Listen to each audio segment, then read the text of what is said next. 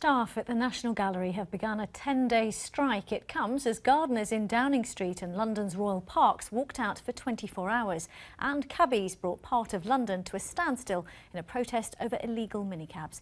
Let's get more from Alice Bandukravi, who's outside the National Gallery now. Alice. That's right, Riz. Well, we're at the beginning of the half-term holidays, so you might expect more visitors than usual. And today is day one of a planned 10-day strike here at the National Gallery, which meant that some rooms had to be closed to visitors. Now, the strike is over a long-running dispute over the outsourcing of security services and some visitor staff, as Gareth Furby now reports. Tourists enjoying London today, but for some, it wasn't the best day to visit the National Gallery, with the main entrance closed and some staff on strike. Privatisation! No way! The union says it doesn't want jobs contracted out to a new employer. The gallery says it's introducing flexible working and new rosters. This latest strike will run for 10 days. We're not going to let them privatise 2/3 of the staff here. The woman making the speech is union rep Candy Udwin, who claims she's been unfairly sacked and says while she fights this case, she can't speak to the media.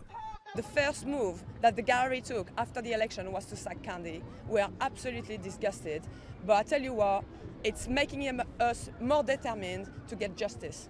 The strikers as well claim they can't speak to the media or they could lose their jobs. So what's the impact of all this on the National Gallery? Well, let's find out. In most of the rooms it was a normal day, but some were closed. So what did visitors think? To see the Turner, the Rembrandt. There was a few rooms that we couldn't get access to, which was a shame. Wasn't aware of it at all. So you didn't miss Constable? I didn't actually look for Constable either.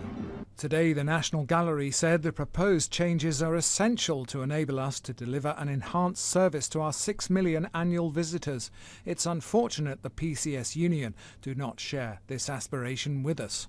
Save the Royal Parks! Elsewhere, gardeners from London's Royal Parks and from Downing Street have held a 24-hour strike over a pay dispute. And in Victoria, there were traffic delays when cabbies, unhappy about the regulation of private hire vehicles, staged another protest.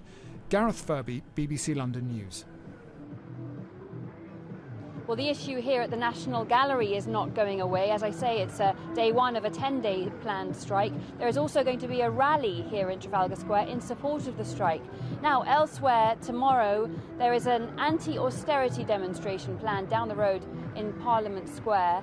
And tube services are expected to be affected because staff are expected to go on strike on the DLR. So expect some disruption there too. Alice, many thanks.